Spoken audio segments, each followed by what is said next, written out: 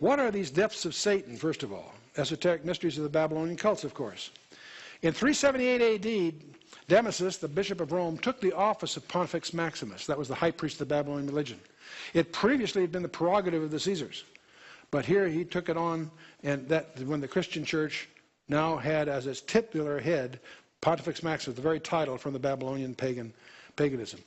But let's get into the papacy. This is the core issue here. Let's review this. And I want to apologize in advance for any of you who are from a Catholic background, because I'm pretty confident we're going to talk about some history that you may not be aware of. And I'll give you bibliographical references at the end where you can verify this. I do encourage you not to believe a word I say, but to do your own homework. But let's take a look. You will not understand the history of Europe unless you understand the tensions between the Vatican and the various kings of Europe, as the Vatican aspired to temporal authority, more than religious authority. The word pope, of course, simply means papa or father. Initially, it applied to all Western bishops, by the way. About 500 A.D., it began to be restricted to the Bishop of Rome. For 500 years, the bishops of Rome were not popes, by the way. What about Peter? Roman Catholics promote a tradition that Peter was the first pope. It's fiction. There's no historical basis for this. There's no evidence that Peter was ever a bishop of Rome. In fact, he himself seems to have a foreboding over his successors. In 1 Peter 5:3, he says, neither as being lords over God's heritage, but being examples to the flock is his emphasis. Just the opposite, if you will. And by the way, there are people that argue that word Babylon in his second letter, it shows up there as a code name for Rome. That's not true. Babylon was a major Jewish center. In fact, that's where the Babylonian Talmud was compiled. That's a whole another myth that we'll talk about later in the study of Revelation. In the 4th century, there were 5 major primary centers: Rome, Constantinople, Antioch, Jerusalem, and Alexandria. They each had, the bishop in that area was called a patriarch. All 5 were originally equal. In 395 A.D., when the empire divides, Antioch, Jerusalem, and Alexandria acknowledged the leadership of Constantinople. Not Rome, Constantinople. That's one reason Constantine moved it. But that started a struggle between Rome, pagan Rome, if you will, and Constantinople. And that struggle goes on for quite a while. And the Bishop of Rome, in his lust for worldly power, claimed universal jurisdiction over the church. He just asserted it. Unfortunately, that was all. It was under his watch, the empire divided into 2 separate empires, East and West. The Roman Empire itself split into 2 arms, 2 legs, if you will. The East, of course, was beset with all kinds of theological controversies. The West was under increasingly weak emperors, and it was breaking up before the barbarians. They would fall apart by 476 A.D. The eastern leg outlasted the western leg by 1,000 years. But these jawbone attempts, these attempts for the Bishop of Rome to somehow declare that he's in charge of all of them, was attempts that continued until Leo I. We want to get to Leo I here. In 445, he obtained from the emperor the imperial recognition for his claim as primate of all bishops. In 452, he did understand Rome was falling apart. The barbarians were at the gates. And Attila the Hun, he persuaded Attila the Hun to spare the city of Rome. Pretty cool. I mean, he pulled that off. In 455, a few years later, Genseric, the Vandal, he did the same thing. He talked him into having mercy on the city. These jawbone attempts, these diplomatic moves really earned Leo I his reputation. He had it made. So he declared himself Lord over the whole church. He advocated exclusive universal papacy, just following along here, the same claims that predecessors had, but in his case, he sort of earned some respect here. And he proclaimed that resistance to his authority was a sure path to hell. These are the kinds of assertions that are starting to... They also advocated the death penalty for heresy. So these guys are starting to get pretty tough. But we have the fall of Rome. And Simplicius was the Roman Pope when the Western Empire came to an end. That's roughly 476 A.D. And now there was no civil authority. All the fragmented kingdoms of the barbarians gave all kinds of opportunities to do deals among them. And the Pope became one of the more commanding figures in the West. Not because of his political authority, just as a center of influence. Gregory I is regarded by many scholars as the first pope. Others would say Leo was. There's debates in that in various ways. But Gregory I was quite a guy. If there had been more popes like him, I think the world would have a whole different estimate of the papacy. He labored unceasingly over the purification of the church. He deposed neglectful or unworthy bishops. He opposed the sale of offices. That's called simony. But let's get to a guy by the name of Charlemagne.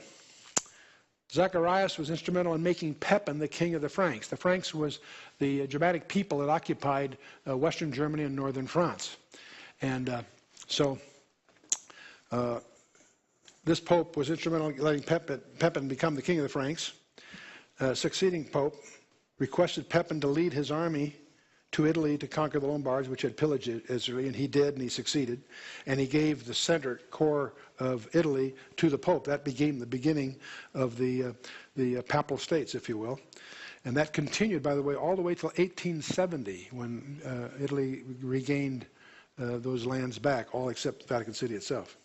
So they had that for 1,100 years, thanks to Pepin. Now, Pepin has a son by the name of Charlemagne who becomes a major player. And he turns out to be one of the greatest rulers of all time. That's why we're getting into this a little bit here. But he reigned 46 years through many wars and incredible conquests. And his realm included Germany, France, Switzerland, Austria, Hungary, Belgium, and parts of Spain and Italy. So that was the so-called Holy Roman Empire, if you will. And he helped the Pope, and the Pope helped him. They had a real duet going here. And he was one of the greatest influences of bringing the papacy to a position of world power, following the traditions. I might mention he's the grandson. Charlemagne was the grandson of Charles Martel, who stopped the Moors in 732. That was a big thing in European history. Charles Martel, the Moors were taking over Europe. And at Tours, France, he stopped. So Charlemagne is his grandson. So he comes from a very distinguished background. And we get to the Treaty of Verdun. After Charlemagne dies, of course, the Treaty of Verdun divided his empire into what later became the foundations of Germany, France, and Italy. That's where it really came out of, the Treaty of Verdun. But this is where a ceaseless struggle starts between the popes and primarily the German and French kings. And the so-called Holy Roman Empire lasted 1,000 years until Napoleon brought it to an end in 1806. It's interesting how the Holy Roman Empire, which was neither holy nor Roman, but that's the label, is sort of the echo of ambitions subsequent. Hitler's Third Reich was the third regime. You had the original Roman Empire, the Holy Roman Empire. It was the Third Reich. That was the idea. And so on. And what we're seeing in Europe is heading in a similar direction. Well, we have a strange thing occur. Nicholas I, by the way, is the first pope to wear a crown. And it was about this time, 857, a book surfaces called the Isidorian Decretals. And it purported to be letters and decrees of bishops and councils of the 2nd and 3rd centuries. And the whole idea was to exalt the power of the Pope, stamping the papacy with the authority of antiquity, and antedating the Pope's temporal power by 5 centuries. They were very, very important, except after a couple of centuries, they were proven to be forgeries, the most colossal forgeries in history. Deliberate forgeries. See, until 869, all these ecumenical councils were held under the auspices of Constantinople. They were in Greek, not Latin. We tend to forget that. But that was really where the real issues were joined. And Nicholas I undertook to interfere in the affairs of the Eastern Church. He excommunicated the Patriarch of Constantinople, who in turn excommunicated him, so they traded excommunication notes. And the claims of the Roman Church became increasingly unbearable, so the East finally it separates itself. This is called the Great Cleavage, where the Eastern Orthodox separates from the Roman Catholics, if you will. That's where they really split. The Eastern Orthodox has many traditions that are similar, but many that are very distinctly different than the Roman Catholics. They don't have celibate priests and so forth. And of course, the breach becomes wider through the centuries, and the brutal treatment of Constantinople by the armies of the Pope Innocent II during the Crusades deepens the whole division between the two. So there's a huge tension between them. Well, from 904 to 963 is known in history, strangely enough, as the rule of the harlots. And it turns out that under Sergius III in 904, there's a gal by the name of Marozia, and her mother Theodoria, and her sisters. They filled the papal chair with paramours and bastard sons, and turned the papal den into a den of robbers. And this is why they call this era called the rule of the harlots. Sergius I gets replaced by John X. He was brought from Ravenna to Rome and made pope by Theodora for her more convenient gratification. He was smothered to death by Marozia, who then in succession raised a papacy. Leo VI, Stephen VII, and John IX, who was her own illegitimate son. And another of her sons appointed the following popes: Leo VII, Stephen VIII, Martin III, and Agapetus II. And then we get to John XII. He was the grandson of Marozia, guilty of almost every crime you can imagine, violated virgins and widows, lived with his father's mistress, made the papal palace a brothel, was killed in the act of adultery by the woman's enraged husband. So this is the legacy that's from that era. But the descent continues. We have Benedict VIII and John IX that bought the office of the probe through open bribery. And then Benedict IX was made pope as a 12-year-old boy through a money bargain with the powerful families that ruled Rome. He committed murders and adulteries in broad daylight and robbed pilgrims on the graves of martyrs. A hideous criminal. The people drove him out of Rome, and some people call him the worst of all the popes. But he at least make the finals. Then we have a period of time where there were 3 rival popes. Benedict IX continued, but Gregory VI and Sylvester III, the Rome swarmed with hired assassins. The virtue of pilgrims was violated, and so we get to Clement II. And he was appointed pope by Emperor Henry VIII of Germany, quote, because no Roman clergyman could be found who was free of the pollution of simony, that is, buying offices, and fornication. So it's that bad. The king steps in and appoints Clement II to fill the bill. Now we start moving into better days, the golden age of papal power, at least. And there was a cry of reform was answered by Hildebrand, who led the papacy into its golden age from 1049 to 1294. And he controlled 5 successive administrations prior to his own. And when he appointed those 4, and then he became Gregory the Seventh, and he undertook a major reform. So things are getting better, presumably. We get to Innocent III, however, who may be the worst of the bunch.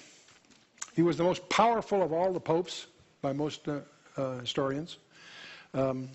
He claimed to be vicar of Christ and victor of God. He said, all things on earth and in heaven and in hell are subject to the vicar of Christ. This is phrase.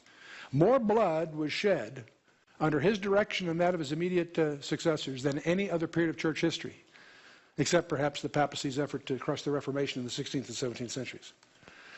He considered himself the supreme sovereign of the church in the world. All the monarchs of Europe obeyed his will, including the Byzantine Empire. That's astonishing.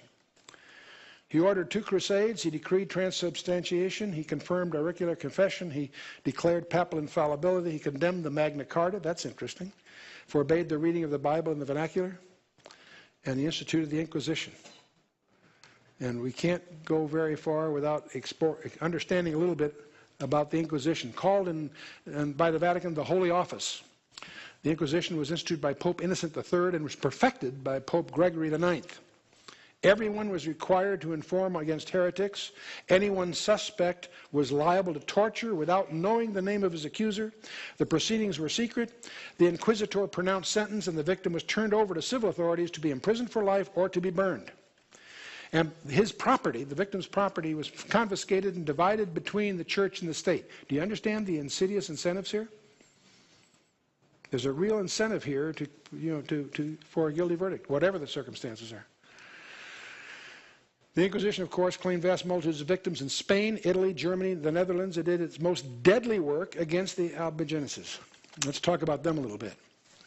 They were in southern France, northern Spain, and northern Italy. They preached against the immoralities of the priesthood, the worship of saints and images.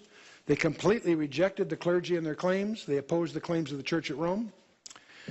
They made great use of the scriptures and lived self-denying lives with great zeal for moral purity. That's a formula to get persecuted, isn't it? By 1167, a majority of population of southern France, and they were very numerous in northern Italy. In 1208, the Pope Innocent III, strange label, isn't it, ordered a bloody war of extermination, which utterly wiped out town after town. The inhabitants murdered without discrimination until all the Albigenses were utterly wiped out.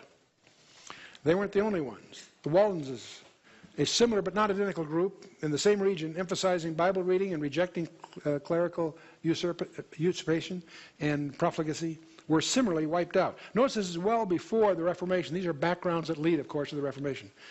In the 30 years between 1540 and 1570, no fewer than 900,000 Protestants were put to death by the Pope's war for the extermination of the Waldenses. For 500 years, the Inquisition was the most diabolical thing in human history. Well, we get to Boniface the eighth. He, in his famous bull, the Unum Sanctum, he said, quote, "We declare, affirm, define, and pronounce that it is altogether necessary for salvation that every creature be subject to the Roman pontiff." That was their style. He was so corrupt that Dante, the famous English author who visited Rome during his pontificate, called the Vatican a sewer of corruption and assigned him, along with Nicholas III and Clement V, to the lowest parts of his famous, Inferno. Yeah, thank you. Then we get to another era that many people don't know about, the French control of the papacy.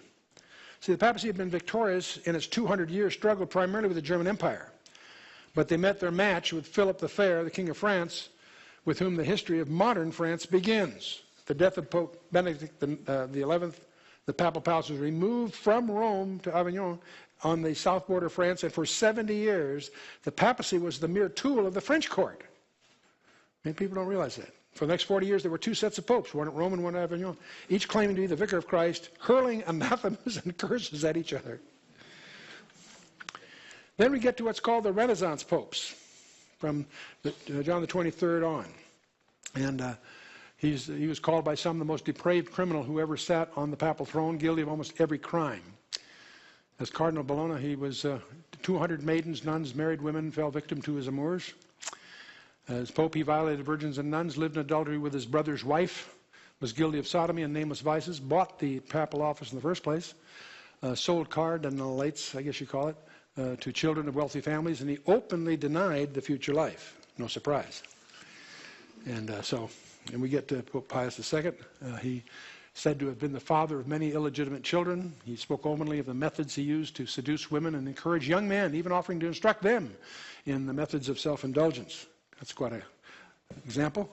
Paul II filled his house with concubines, we're told. Sextus IV sanctioned the Spanish Inquisition, decreed that money would deliver souls from purgatory. That's a great way to raise funds. Was implicated in a plot to murder the Lorenzo de' Medici and others who opposed his policies, and used the papacy to enrich himself and his relatives. He made 8 of his nephews cardinals, while as yet some of them were mere boys. In wealth and pomp, he and his relatives surpassed the old Roman families. And we get to Innocent VIII. Had 16 children by various married women, multiplied church offices, sold them for vast sums of money, decreed the extermination of the Waldenses, appointed the brutal Thomas of Torquemada as the Inquisitor General of Spain, and ordered all rulers to deliver up heretics to him. Then we have Alexander VI, the most corrupt of the Renaissance popes. These are tough competitions, by the way. None of these guys are... he was licentious, avaricious, depraved. He bought the papacy, made many new cardinals for money, had a number of illegitimate children whom he openly acknowledged and appointed to high church office while they were yet children, and murdered cardinals and others who stood in the way. And then we get to Pius by the way, Alexander IV also had a mistress, a sister of a cardinal who he then made Pope, Pope Pius III.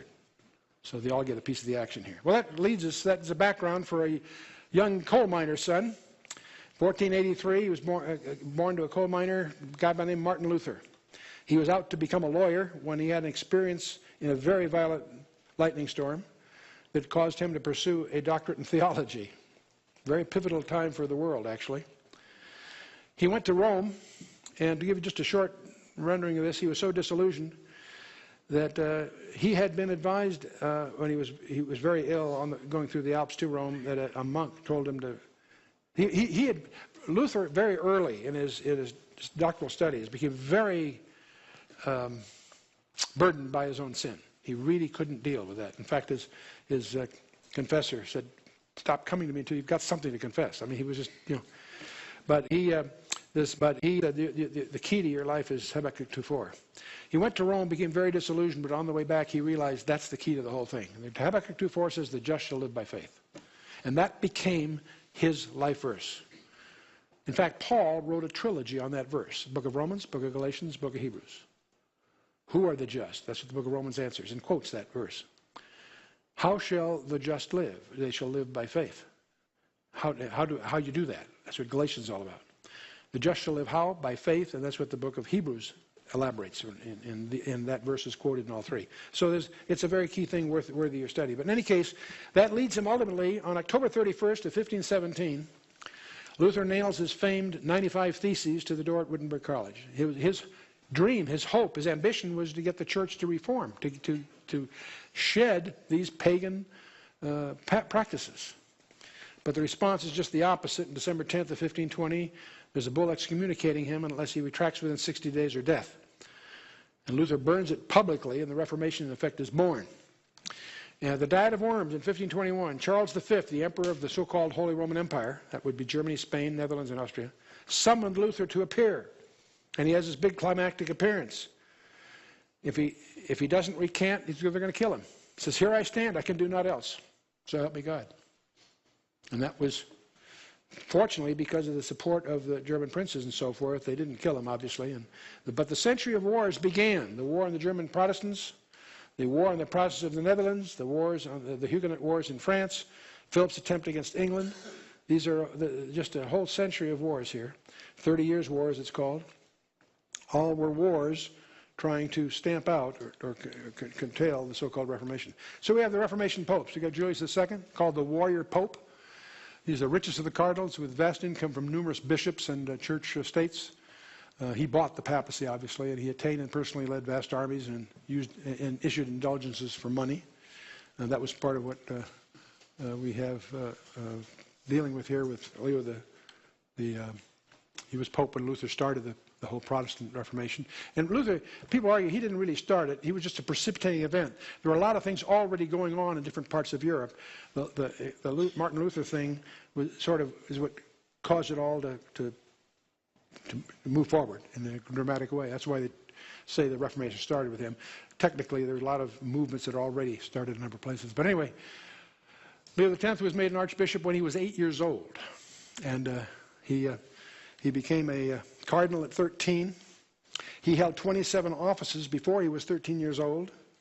He appointed cardinals as young as 7. See, these were just the games they're playing, in a sense. He maintained the most luxurious and licentious court in Europe. As a voluptuary, he reaffirmed the unum sanctum, which is declared that every human being be subject to the Roman pontiff for salvation. He used indulgences and for stipulated fees, and declared the burning of heretics a divine appointment. So we get to Adrian, and we get let's keep moving along here. Paul the third had many illegitimate children. He was a determined enemy of the Protestants, and he offered Charles V an army to exterminate them. And we have the Jesuits. That was they based on a principle of unconditional obedience to the Pope, having its object of recovery of territory lost to the Protestants and Muslims, and the conquest of the entire heathen world for the Roman Catholic Church. Very militant group.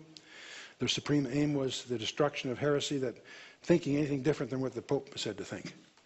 And for this accomplishment, though, their ground rules are pretty broad. Anything was justifiable: deception, immorality, vice, even murder. In France, they were responsible for the St. Matthew's massacre. I'll come to that in a minute. The persecution of the Huguenots, the revocation of the Tolerant Edict, and they even facilitated the French Revolution. In Spain, Netherlands, South Germany, Bohemia, Austria, Poland, and other countries, they led in the massacre of untold multitudes, and thus saved the papacy from ruin. St. Bartholomew's Massacre. Catherine de' Medici, the mother of the existing king at the time, an ardent Romanist and willing tool of the Pope, she gave the order, and on the night of August 24th of 1572, 70,000 Huguenots were massacred. There was great rejoicing in Rome. The Pope and his College of Cardinals went in solemn procession to the Church of San Marco and ordered the De Tuum to be sung in thanksgiving. They struck a medal in commemoration of the massacre, sent a cardinal to Paris to bear the king and the Queen Mother the congratulations of the Pope. Strange times. Well, with that background, we had a very interesting thing occur on March 29th of 1994. All this apparently some kind of big misunderstanding. A joint declaration was signed called the Evangelicals and Catholics Together, the Christian Mission in the Third Millennium. This is, some people herald as the most significant event in 500 years of church history. Is it? Difficult area. Some very prominent Christian leadership have joined in signing this, and an equally impressive, in fact maybe more impressive, group of Christian scholars are shocked because it's really a denial of the people that willingly went to be burned at the stake for their belief in biblical doctrine. The compromise of the gospel lies at the heart of the agreement, and the gospel hasn't changed. And that's the problem. But there was a surprising announcement that you also should make part of the record here, and that's May 21st of 1995. The Pope himself, believe it or not, asked forgiveness for all the wrongs and crimes committed and permitted by the Roman Catholic Church throughout their history.